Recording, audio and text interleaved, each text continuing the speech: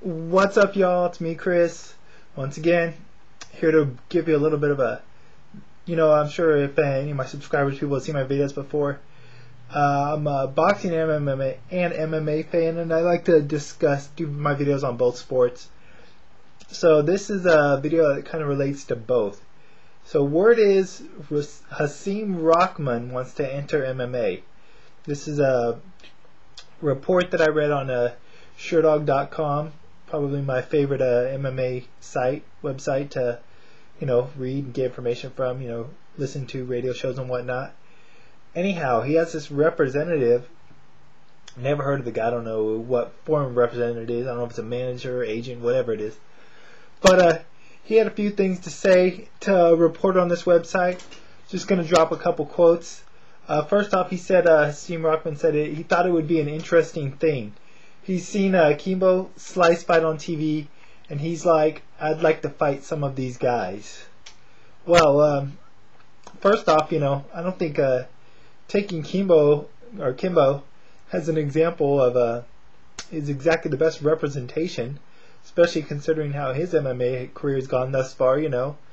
Most particularly his last fight. Granted, he has made a lot of money, but Kimbo's not making the kind of money that Hasim Rahman would make in boxing. It's weird. Usually when guys get into this, like ex-boxers and stuff, get into MMA or K1 kickboxing, it's usually later in their career when they just aren't sustainable in boxing anymore, where they're not going to be successful anymore and aren't going to make those big paydays. And they can make big paydays somewhat in MMA and K1 over in Japan.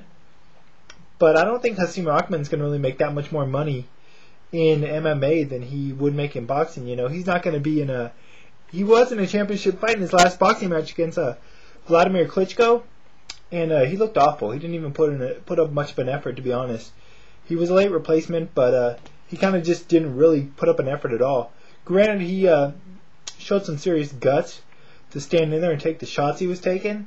Not that Klitschko was destroying him, but Klitschko was beating him up. He didn't quit. I mean, he didn't quit on his stool or anything, but he didn't put up an effort. So, I can't give him. I give him credit for taking the fight, but and not just quitting in the middle of the fight. But he didn't put up much of an effort, for the money he was being paid. But anyways, like I was saying, I still think he would make more money boxing than he would in MMA. Now, I don't know if he wants to get in MMA because he thinks he can be successful, because Kimbo had a little bit of success, but not really. Anyone that really knows MMA knows that the guys that Kimbo beat really wasn't nothing. But anyways, let me drop a couple more quotes real quick. Another quote that this representative of Rahman said was, he hasn't wrestled. He was actually quite a street fighter, so people said he should box. He's like Quentin Jackson and Kimbo in that sense. We're talking to quite a few different organizations, from small promotions to the big ones. We're looking to fight name fighters like Kimbo, Butterbean, James Thompson, someone to bring a name to the table. Alright, maybe he is like Kimbo and Quentin Rampage Jackson, the fact that he comes from a street fighting background. But Rampage was also a collegiate wrestler, not a Division I collegiate wrestler by any means, but he was a collegiate wrestler. And Rampage got into the MMA game relatively, once he entered it, he got into the training, full on. He wasn't just like a boxer that came to the MMA, so he started out coming from a street fighting background, but he took the sport seriously from the get-go, and he started at a young enough age training where he's able to have a lot of success. Kimbo, not so much. This is the path Rahman would more so be following. A guy that, obviously Rahman's a lot more developed in any kind of fighting technique than Kimbo is, but is just limited to that one aspect of fighting, which isn't going to get you far in MMA. Maybe against opponents such as Kimbo or Butterbean or James Thompson. Yeah, against those guys, but you're not really accomplishing anything in MMA. You're just beating guys that are like you. You only really have one aspect of discipline in MMA. To be honest, James Thompson lost to Kimbo, but I'd pick him to beat Hasim Rahman. I think he would take Rahman down easier than he was able to get Kimbo down, and I think he'd stop him there. I think Rahman would beat Butterbean, and beat Kimbo, but you're not really beating MMA fighters. You're just beating guys that are just, boxers or street fighters.